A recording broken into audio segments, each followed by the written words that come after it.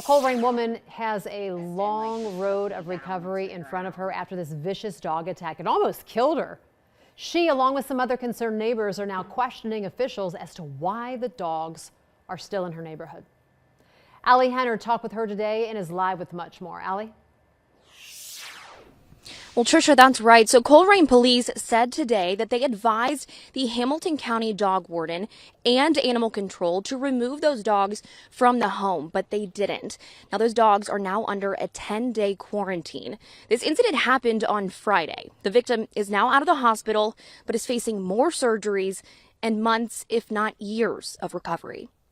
Continued to attack me. I just knew, like, if I don't cover my face, if I don't cover my neck, I'm probably gonna die. Emily Rentschler is thankful to be alive after she was attacked by two dogs in her Colerain Township neighborhood Friday. Grabbed my wrist and just took me down to the ground. And then the other dog was over here on this side. She tells me she had picked up her children from school when she saw two dogs who had gotten loose from their backyard. She said she tried to get them back inside so they didn't get hit by a car, but that's when they attacked. And then once they approached me, it just was vicious immediately. Several bites and scratches cut down to Emily's bone. I was just like a chew toy to them. I could feel my skin, I could feel my arms.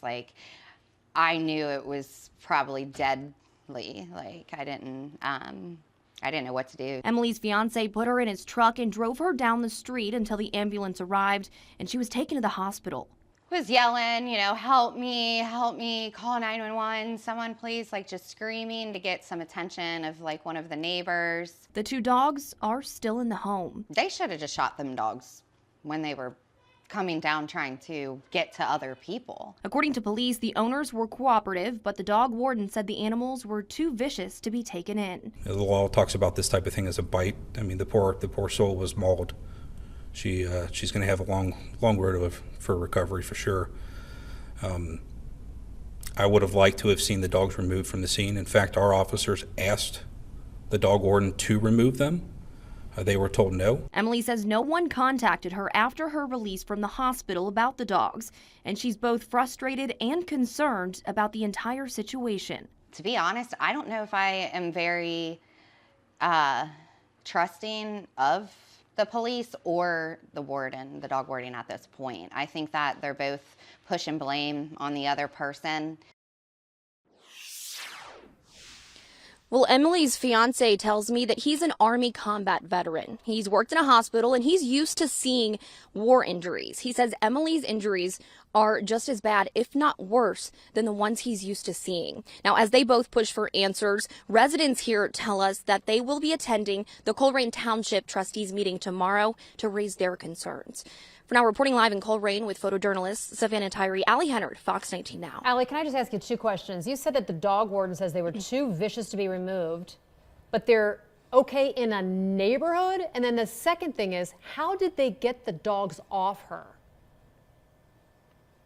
Well, neighbors actually stepped in to help save her life.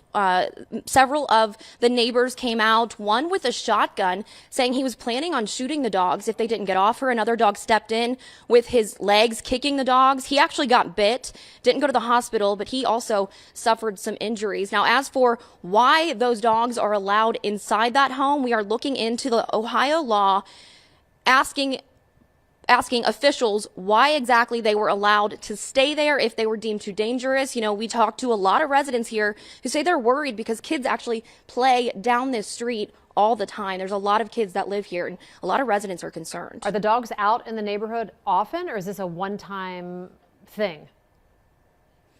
Well, no, one of the residents I talked to who lives on the same street that this attack happened says these dogs have gotten out before and they're not very friendly, is what he told me. Well, yeah. When she says she felt like a chew toy, her leg looks terrible. I can't even imagine what her arms look like. Allie, great story. Hopefully you can give us an update on this soon.